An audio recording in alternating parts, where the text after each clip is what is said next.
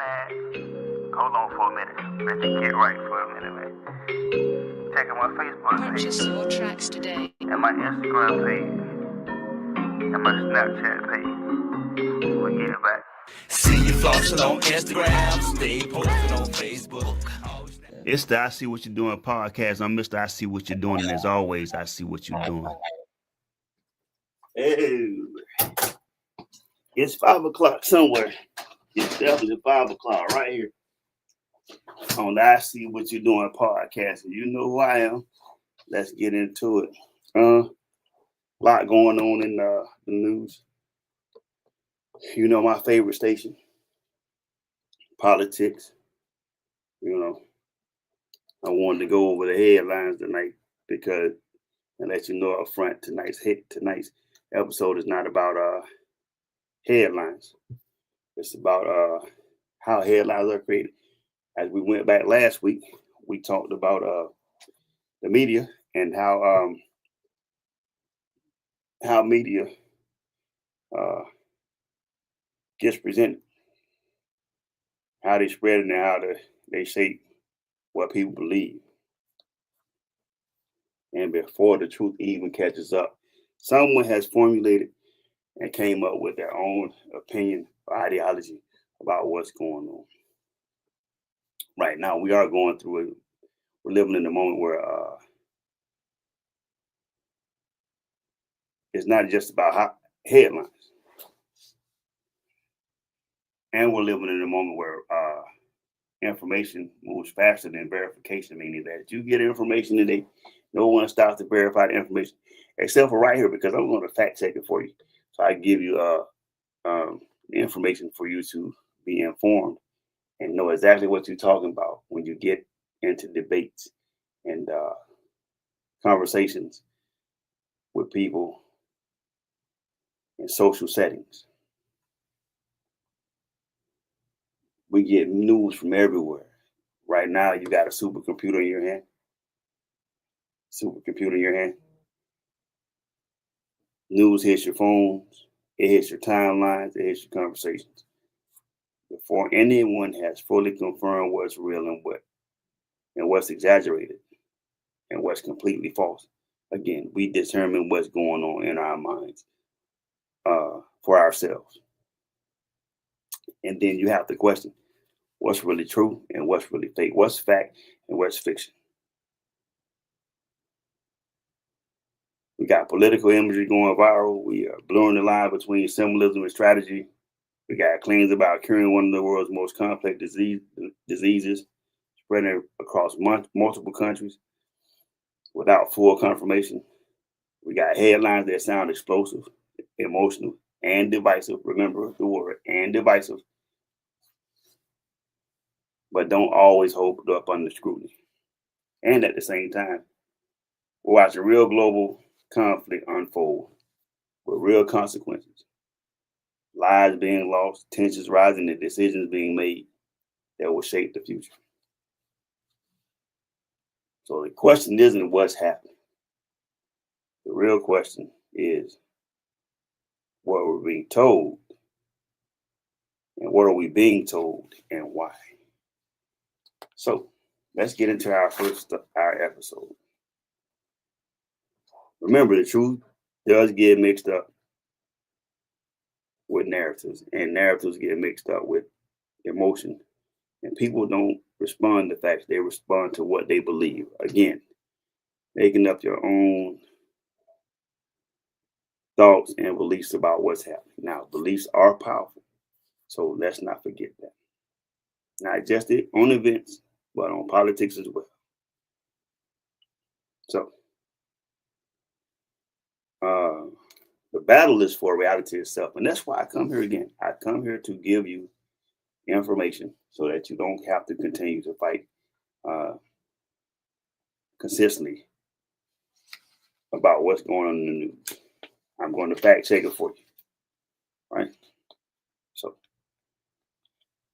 we've all known for the past couple of years what the claim and how great AI was going to be. Right? We've known that for a minute now. AI is supposed to be this great thing, right? I'm going to talk about AI across every segment of this episode, right? Because there's a consistent pattern with AI that emerges. There's a presence of competing narratives, incomplete information, and selective framing whenever it is political, whether it's political imagery, viral health claims, or unverified headlines. Allow me to go into this particular podcast. Once again, trying to be biased to what's going on. In today's world, information is power. And again, that's what I come to get. I'm going to be biased, and I'm going to speak towards our media again, because they tend to sometimes leave things out. I wanted to start at the beginning, but I started at the end of this podcast because we have to set the stage for where we're looking at. I definitely will come here to tell you guys, more than anything, to do your research on anything that's being said, even what's being said by me.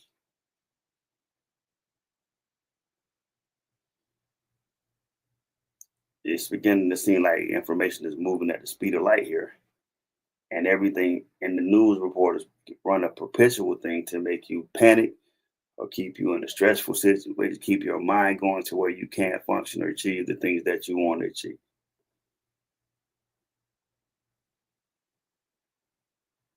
Like my first story, and I may spend a few minutes on that, right? And I want you to stay with me because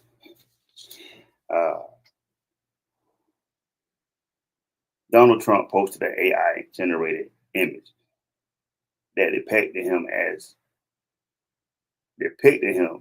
Jesus.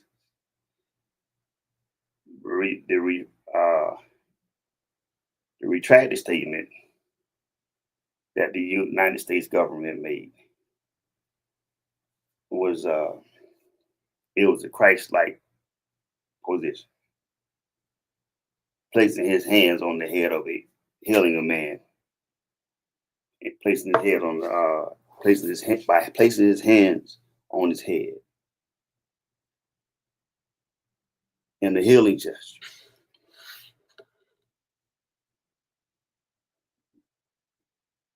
And I saw the picture, and I know exactly what was going on in that particular picture. Okay? I know exactly who the picture was created for. I was listening to the president say earlier that he didn't have a problem with the Pope, but we know our president, and we know that our president takes offense to people disagreeing with him or seeming to not go along with his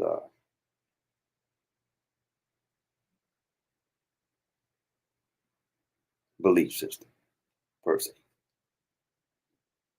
What the Pope said was that Iran, and these are the president's words, that Iran should be able to have nuclear weapons. And the president doesn't believe. If that's the case, then no one should have nuclear weapons. Because any country that has nuclear weapons poses a threat to not any other country, but their own countries poses a threat.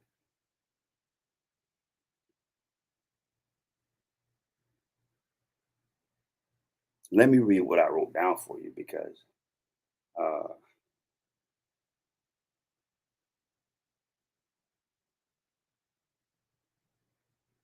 let me read what I wrote down to you so that you can understand where we are in climate. The moment that Donald Trump presented that, and mind you, the moment that he presented that particular picture,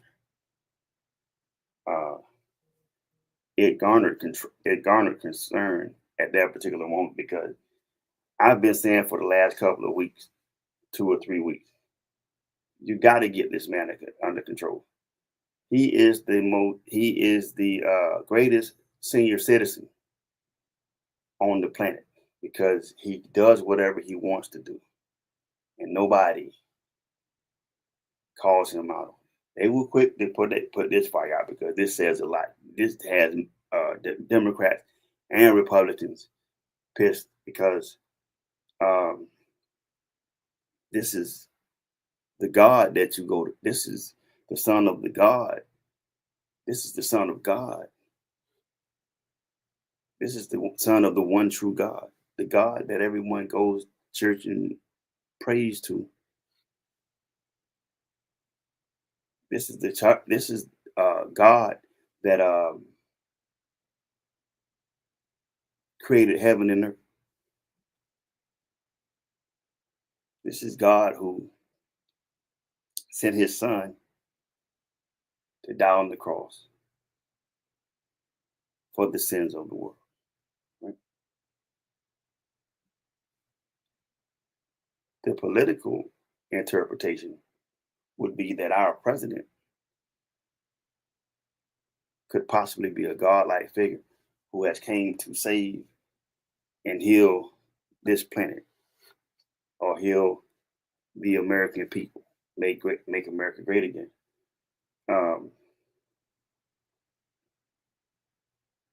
I know when I look at the picture, I believe I see Jeffrey Epstein. Nobody will say that, but I know I see Jeffrey Epstein in the bed that he's healing, which is concerning to me, because I don't wish heaven or hell on anyone, but we found a time where our president and his wife was distancing themselves from Jeffrey Epstein. The admittance was that they went to a few parties, but no. So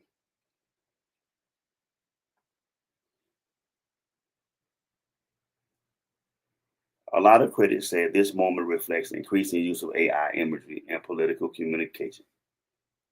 Visual content spreads faster than text, and symbolic imagery carries emotional weight that can influence perception more quickly than policy discussions, because nobody's having discussions about policies.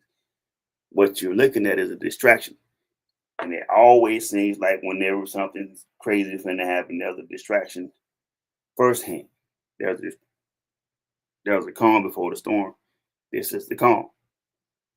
Because if I throw you off your game in this particular situation, if I give you something to be totally pissed about religiously, then you don't see the secular things that's happening around us. Okay? It's rage bait.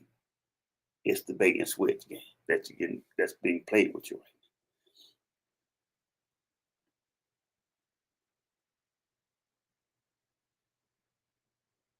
Whether intentional or not, the use of religious like imagery amplifies attention and deepens emotional engagement. Because I'm pissed now. They had a young a man that was running for Congress, last name Day. I don't know his first name, but he was really pissed off by the fact that what you had done, Mr. President, you need to correct right away.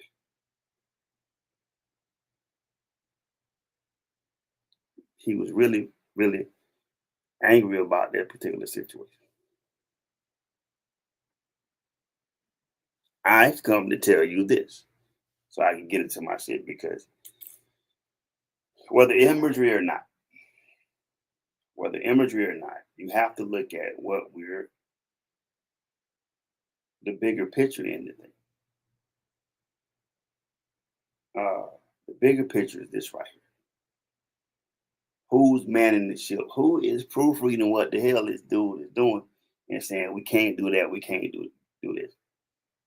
We way past the limit of allowing someone to throw rocks and hide their hands or do outrageous bullshit and then turn around later and say that's not what was meant.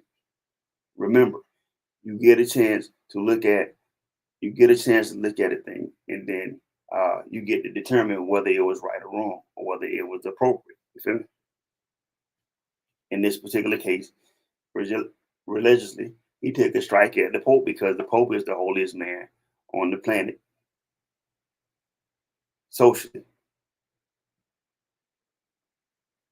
And if the Pope is the holiest man on the planet socially, he depicted himself having godlike powers, Trump, and also being more powerful than the Pope.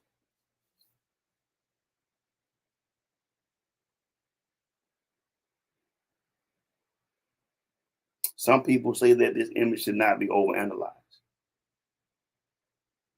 Some people say associating political leadership with religious imagery is dangerous and manipulative. I'll tell you why. The latter is true.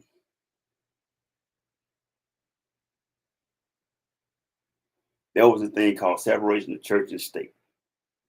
Now you intertwine both of them together. You've literally minced together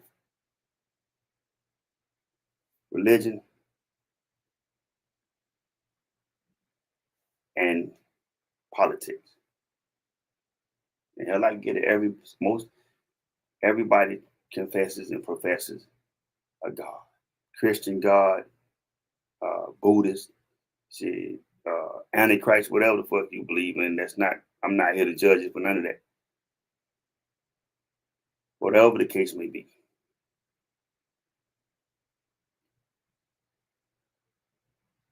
When you come to office, church and state are still supposed to be separate unless someone changed the law somewhere and move that around. I personally know that the politics have always been dipping in and manipulating how church goes, but that's just me.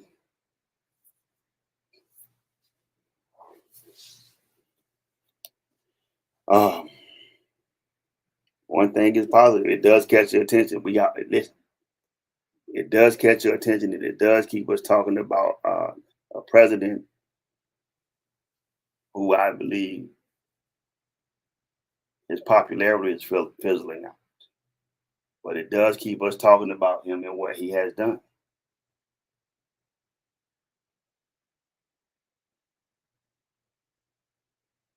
It enforces his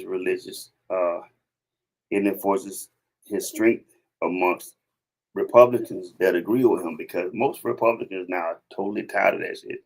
You won't admit it, but I know you got to be totally tired of a president that shows up every day in the midst of what's going on. Who has time to post a picture like that, or allow a picture like that to be posted in the midst of a conflict or a war? And stay with me because I wanted to point something else out later on. But we have a president that is blurring the lines between symbolism and self-promotion.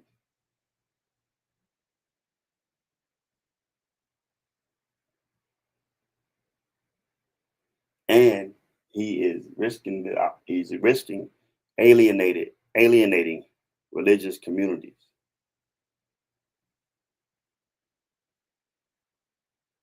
And good Christian people that vote. And he's doing it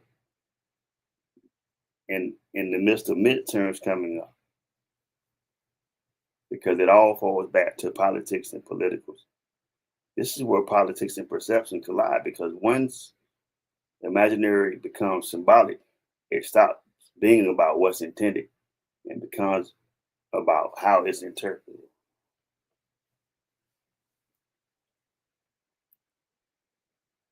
So we have a president who there's no checks, there's no balances to the actions of the president. There's no checks, no balances. There should be, but there are none. You're sending young kids to war to die for a cause they know nothing about. All they know is that they're going to die for their country. Well, let me correct that. Protect the Constitution of the United States of America.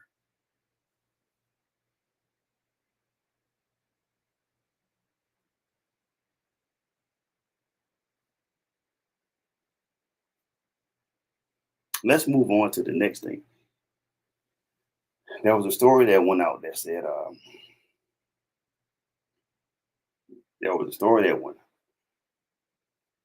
that Trump had took the United States out of the World Health Organization, the WHO.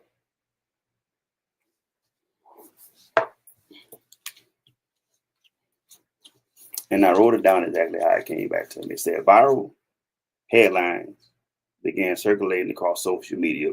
Pay attention, because this is going to take you into to the medical realm, and it's going to show you how some of the conspiracy theories may just be telling the truth. Since viral headlines began circulating across social media, claiming that 6 different countries had successfully developed cures for cancer. Do I believe that? Maybe. I want to tell you why in a few minutes. These claims spread rapidly, gaining traction through reposts, short film videos, and emotionally driven captions that framed the news as a major global breakthrough. However, upon closer examination, there is no verified evidence from credible medical institutions or global health organizations confirming that multiple countries have announced definitive cures for cancer. What does exist are ongoing advancements in cancer research, including promising clinical trials, new treatment methods, and innovative therapies that show potential for improving survival rates and targeting specific types of cancer more effectively. This issue is that these advancements will quickly transform into oversimplified and exaggerated claims, creating a narrative that does not accurately reflect the current state of medical science. Pause.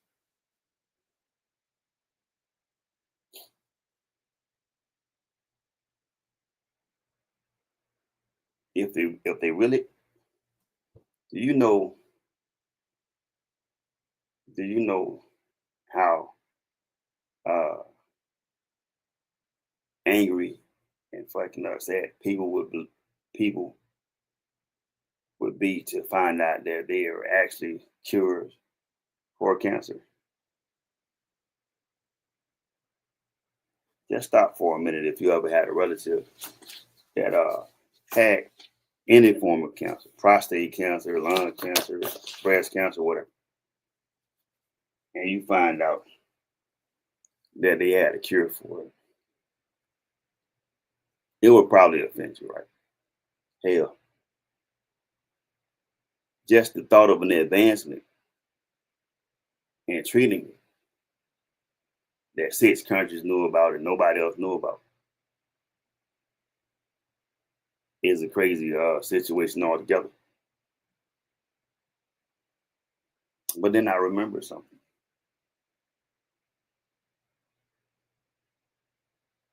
I remember when there was nothing to be done about HIV or AIDS. Nothing at all. There was no cure. And up until this particular point, and just hear me out, up until this particular point, there's still not a verified cure for AIDS or HIV. But there are some extraordinary drugs that they have that if you take them in the regimens properly, the way that you're supposed to take them, you eventually become undetectable. And then you eventually come to a state where you can't transmit that particular disease, AIDS or HIV, right? More so HIV, but I'm talking about shit. Both of them tied together, so I'm willing to bet that They also have an awesome drug. I know this because I'm in with a couple of different people that give me information about that. They have a drug that if you feel like you come in contact with somebody with AIDS or HIV, you have a 72-hour window to where if you can go and get that particular medication, from the explanation that I got, they give you that particular drug, and it creates a coat around your cells, the HIV and AIDS. So HIV and AIDS can infect your cells, and eventually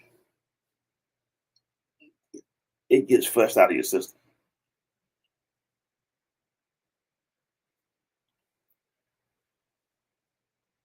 Sound like a cure to me, because if you go take the test and the test comes back negative, would that not mean that you don't have it anymore? And when you cure something, that means that they don't detect it anymore. You don't have it anymore. If you get rid of cancer, they mean all the cancerous cells are gone. Uh, in this particular case, if you do an HIV test, just like regular people that are not HIV positive, if you do the test, it comes back negative. Now, if you have had it and you take these particular medications, you the test doesn't say that you have it anymore, and you can't transmit it. Go back to the cancer thing. Big business medically says I have to continue to keep people coming here so I can treat the disease, not cure it, because there's no money in curing it. If I cure everybody in the world from the diseases that they have, then the hospitals get shut down, the doctors lose their jobs and all that. You see the propaganda. Just keep paying attention. This type of information spreads because it taps directly into human emotion. That's why they put these type of stories out. Remember, I told you, it's a distraction. In those particular countries, when that information came out, it gave people hope in those particular countries. But when the world catches hold of that, then a lot of people are going to uh, be trying to get to the cure, right? This type of information also gives hope, because cancer is one of the most universally feared diseases, and any suggestion of a cure immediately captures the attention. But you also have to go back to a digital environment driven by engagement, emotional charged content. It seems to outperform carefully explained, nuanced information. So you got social media algorithms uh, that prioritize what people react to. Uh, Not necessarily what's accurate, but that's when I say fact checking. But it still makes people resign. It still makes people uh, respond to the information. Excuse me. I'm a little bit parched today. And in some cases, as I said before, it causes people to seek out unsafe alternatives. It causes people to go to those countries hoping that there is a cure. It causes you to say, if I use this supplement, it'll help, right?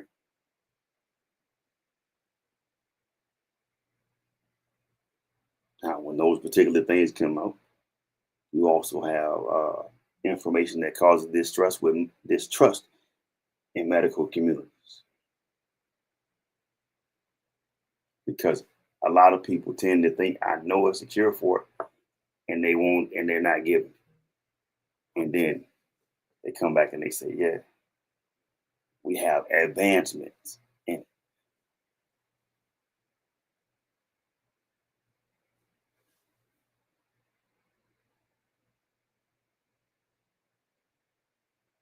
it." we're still talking about the misinformation that goes out, but I mean, I'm also talking about the things behind it, because within a lie,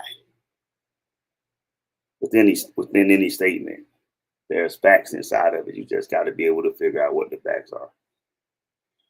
First and foremost, um, if you're going back and you look at pictures of Jesus, the robe that Trump had on is one of the robes that Jesus is in. It's big in pictures. If you go back and you remove yourself from the World Health Organization, in most of the countries that are in there don't particularly agree with your politics or your policies, then we're not going to share that information. But journalism is all over the world, so the first people that get that information, it transfers and it moves around and it's transmitted all over the world. So my belief in that is that even though you feel that you would not want to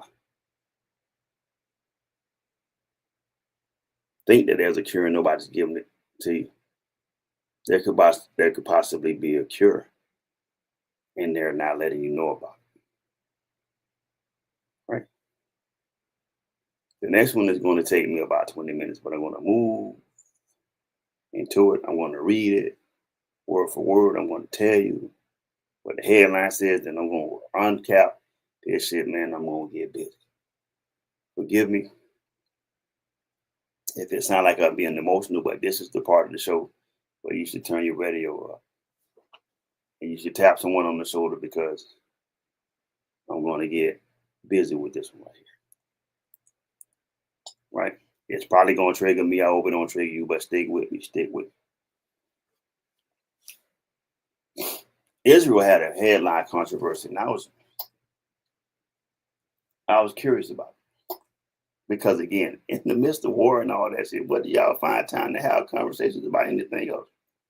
Oh, my bad, joke. Conflict. Has anybody seen Robin?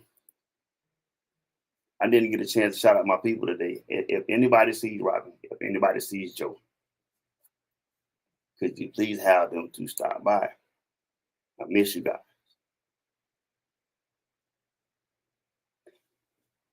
You know, I'm big on anti-racism, and it's not just anti-racism because I'm black. I'm actually Indian. I know I don't sound like an Indian, but I mean, shit, the world is full of lies. Another time, another story for another time. But just bear along with me while I do this, if you would. There's a headline that's been circulating that Israel had identified young black individuals as one of the greatest threats to their country. The wording of this claim was highly inflammatory and immediately triggered strong emotional reactions across social media platforms.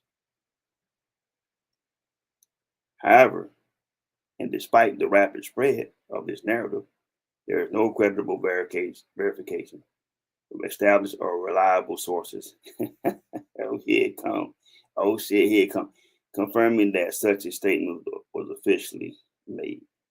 The claim appears to be part of a broader pattern of viral content that blends elements of geopolitics, race, and conflict in a way that is designed to provoke reaction rather than deliver verified information. As the headline spread, many individuals began reacting to it as fact, illustrating how quickly unverified information can shape perception before proper validation. Stop. Pause. Here go the fucking shenanigans. This is what I come here to do. Here go the shenanigans. Robin, turn your radio off. Joe, please check in. Question for you. No, correct that. Not a question for you. I believe they said it. I believe that particular statement was actually spoken by someone. Why would young black individuals be a threat is a whole nother question. right? Why would that be a threat? Why would young black individuals be a threat uh, at any time?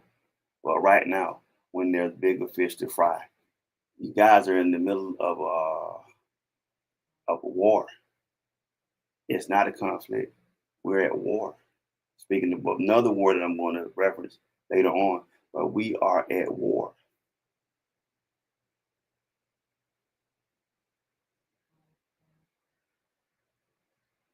Israel, uh,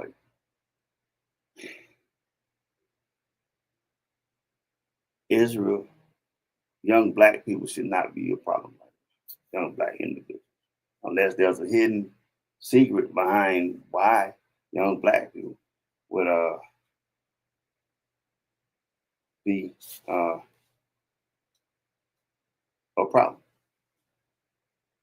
And then it made me go into my bag and started thinking, what's the problem? No one has ever explained what was the initial offense that black people did anywhere in the world that caused them to be the most hated and the most abused and the most ostracized and the most mistreated and the most disrespected and the most just most everything. Just the most terrible people in the world. What is that? Have you ever stopped and asked yourself, what is that? Because some people just wake up in the morning without the realization of what the hell it was. And it's a problem everywhere. Like, do you realize not just American history, but all over the world, it was a problem everywhere.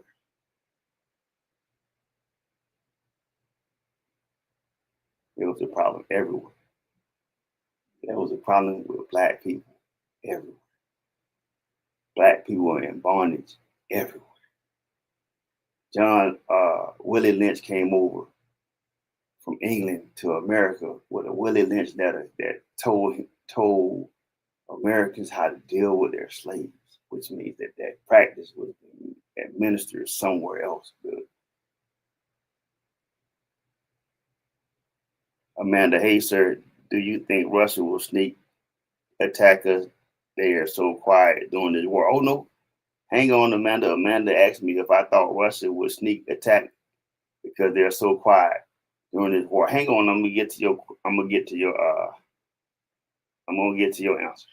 I promise you, Amanda. I promise you, you don't even have to wait that long to get ready to go right over it. Because that was going to be the thing that I brought up next.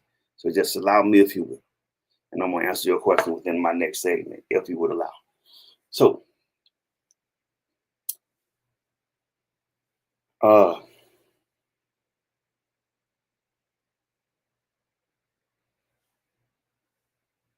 Israel has a problem with young black people. I can't verify or discredit whether black people are in Israel. I can't say that the goalpost keeps getting moved concerning the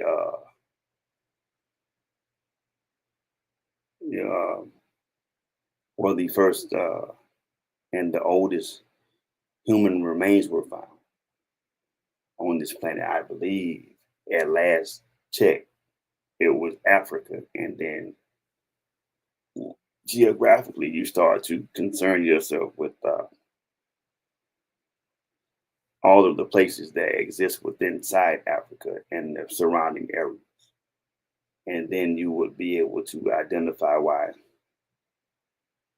young black people would be a problem. So I don't do divisive. I just tell you what I see. And from what I understand,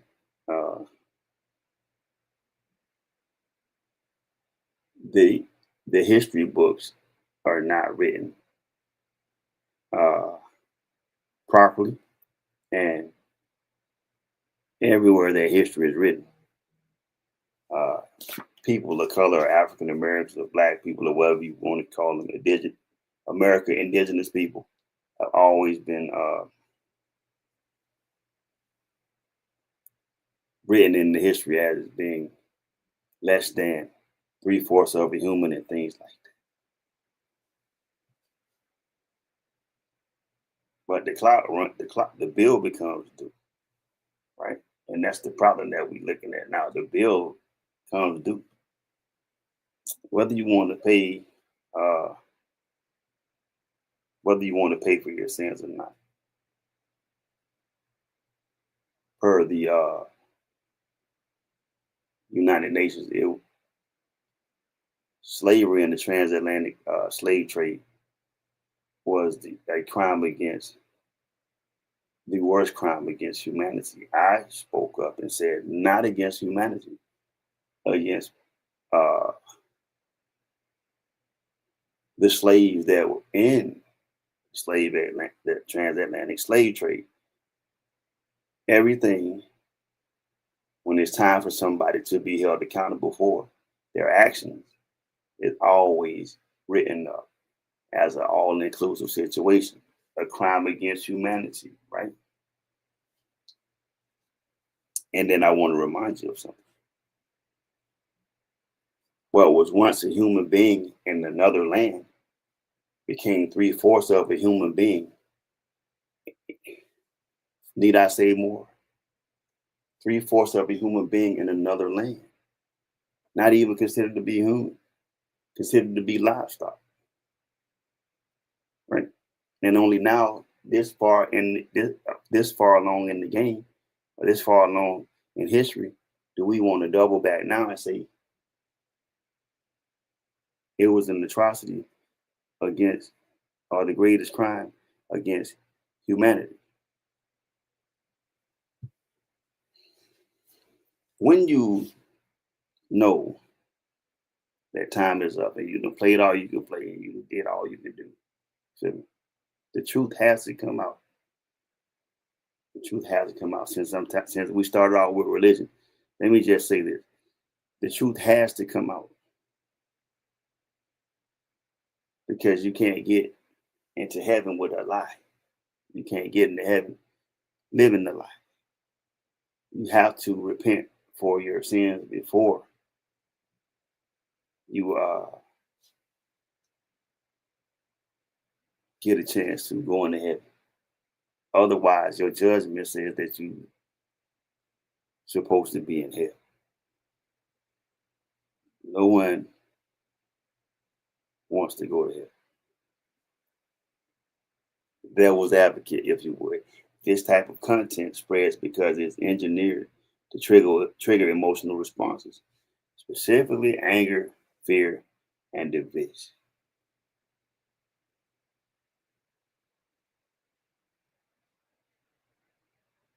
This type of information is spread for those particular reasons. But it's also spread so that once you get a reaction, you can point fingers. You feel me?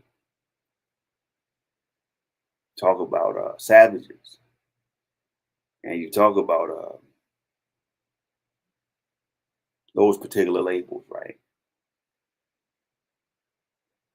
That were put on people of color, or Black people, or Black individuals, young Black individuals, Africans, whatever the case may be. Talk about the labels that were put on Black people, savages,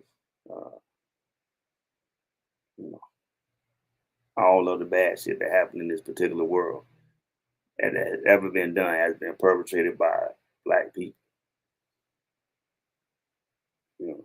It's a little bit of it sprinkled around in all communities, but the majority of the bad shit happened Black people. The majority of the AIDS cases, Black people.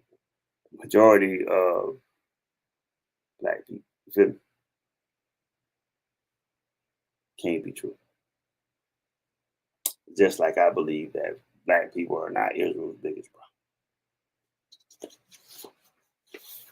But it sounds cool to say though, right? Because I mean, shit, if you're going to blame somebody, shit, blame the person or blame the race that's been taking the blame for all the fucked up shit that happened in the world. Anyway. right? Now, to answer Amanda's question, Amanda, I'm here for you. To answer Amanda's question, we talked about a war. And I'm closing with this one. We talked about a war in our between Israel and the United States and Iran and Hezbollah and Pakistan and all those Middle Eastern countries that's involved in that. But we do remember that no one told us that the war between Russia and Ukraine was over, right? We do remember that Russia and Ukraine are going to the war, and up until this particular smoke screen here happened,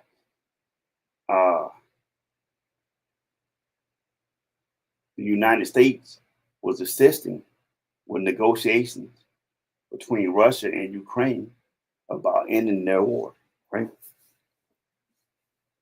Let me show you respect. Russia was going to steal land.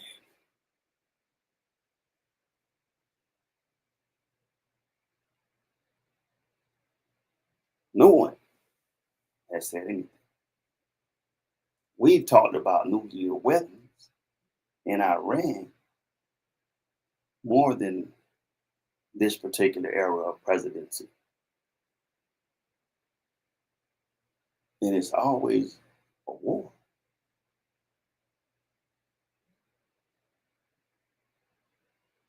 Recent developments in Russia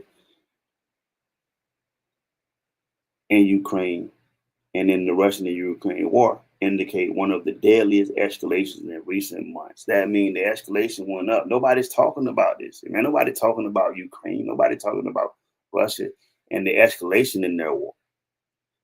Missile strikes, drone strikes, resulting in casualties amongst civilians, damage across those regions. Reports describe coordinated attacks targeting infrastructures and populated areas, intensifying an already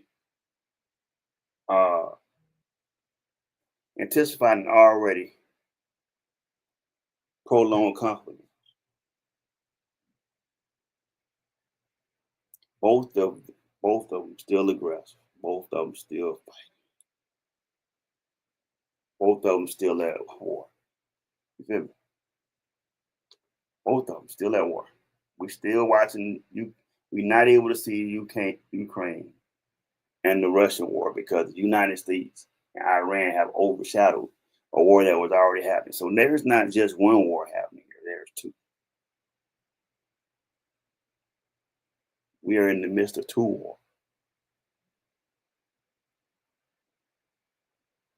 And when Amanda asked that question, I had to go back and think because I wanted to get to this particular point of my discussion. Do I think that Russia will sneak attack us? Not necessarily. Is it a possibility? Absolutely a possibility. Why would it be a possibility, sir? Could you explain that to us? I sure will. We got a president. We got a president that said some things about our they had conflict between Russia. They were supposed to be helping in the war between Russia and Ukraine. I want to disappear for a second.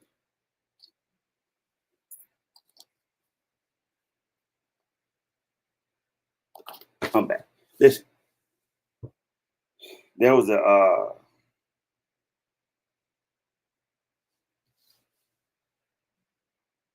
they were supposed to be helping end that. Remember, I'm going to end that war on day one, no problem. And they still got to work. At this particular point, all bets are off because see, United States is causing Iran to affect everybody's oil. There's a conflict over nuclear weapons.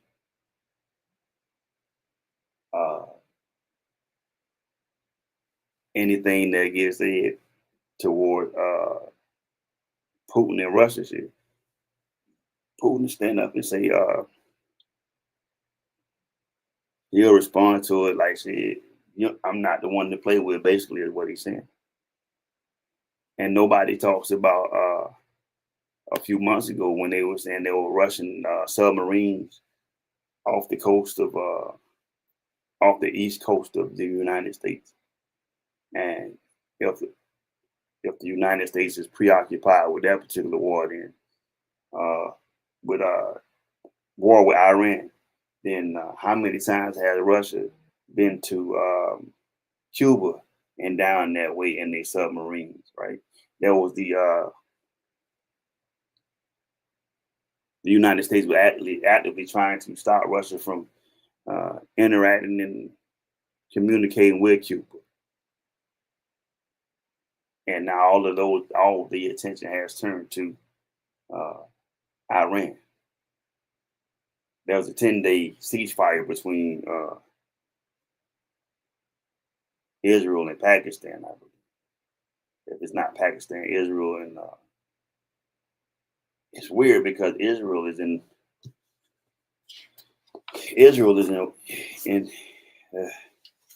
it sounds like it's two conflicts over there. Man.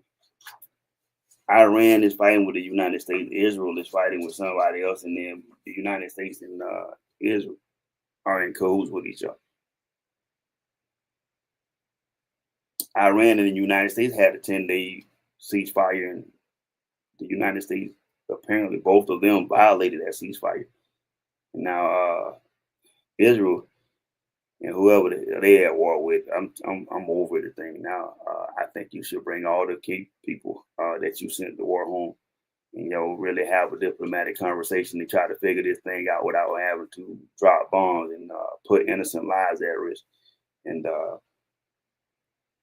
put people's sons and daughters at risk while they're defending the country that I believe is in disarray. But nonetheless,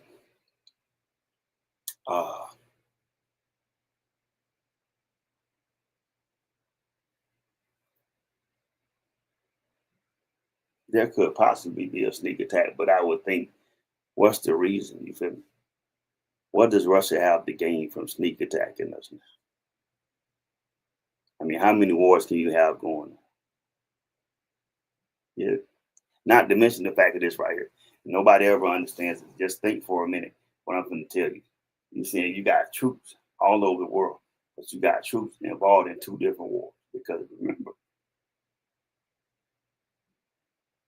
there are troops involved in the Russian and Ukraine war.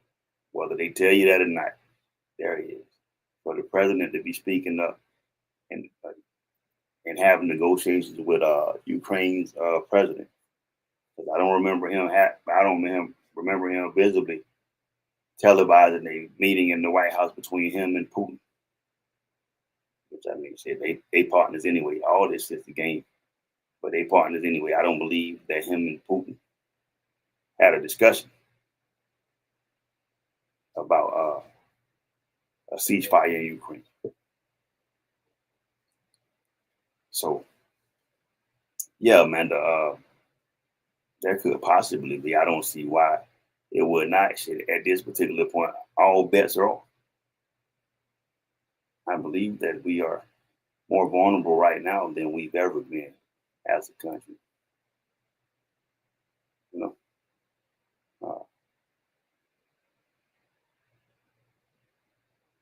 Whether that comes to fruition, we'll see. We showed somewhat of vulnerability with 9/11, and my heart goes out to those people way back in 2011 that lost their lives. And my heart goes out to the people and the parents who lost. If you lost someone and you got a son or a daughter away from home, fighting in a war over Iran having nuclear weapons. But that same energy is not being given to every other country in the world that has nuclear weapons. You feel me? It's like a bully picking on the kid that he deemed to be the weakest. And is Iran the biggest threat to the world because they got a nuclear weapon?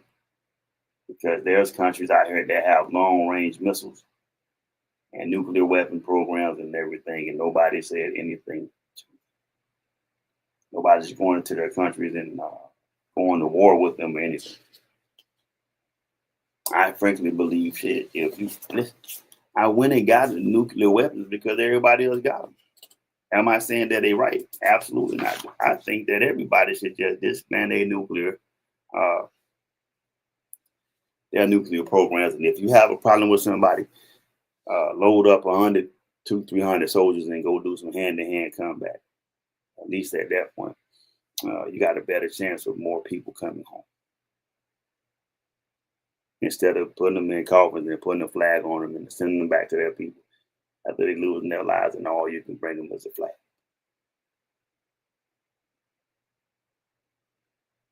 Over war that if you can go into talks with them to hash things out, if the United States can go into talks with Iran in the middle of a conflict, you can go into talks with Iran before the conflict happens.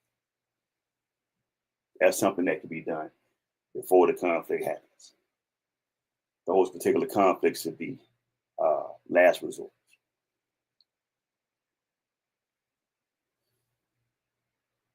Right?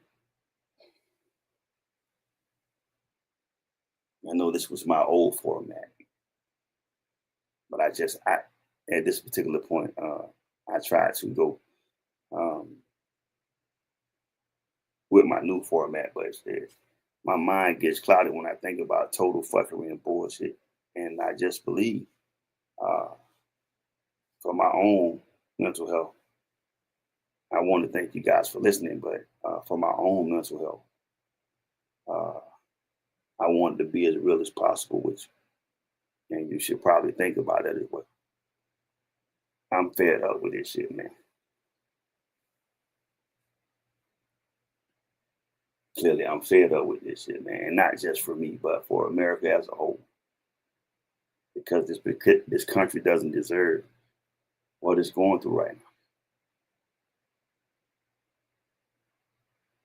People don't need to struggle. I heard this motherfucker say he was getting rid of a safety net for veterans that kept them, that would possibly cause veterans to lose their houses or their VA loans or some shit like that. I'm still doing the research on that, but just stay tuned. So my closing argument is that the most powerful weapon in any conflict is not force, it's information. Because once people believe something, they act on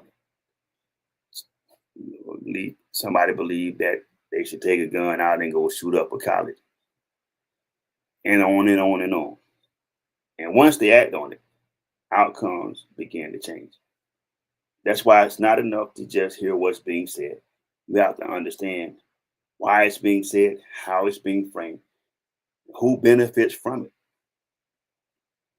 Because the truth isn't always the loudest voice, but it's always the most important one. So don't just walk away with a headline. Walk away with awareness. Because awareness is what separates those who follow narratives from those who understand them. And you know what I say next. Keep your head on the swivel. If I see you before you see me, make sure you speak. Always do your research. Always fact check what's being told to you. Never rush to make a decision unless it's informed. Keep grinding, keep trying, man. Never give up. Nothing beats a fail but a try. So always try to be as genuine as you can be. Until next time, I see what you're doing. I'm out. www.enter-effect.com for more info, beats, and designs. Yeah, man. Beats available for $30 and exclusive beats starting at $150. Make your next move. Started on with your girls, I do my do.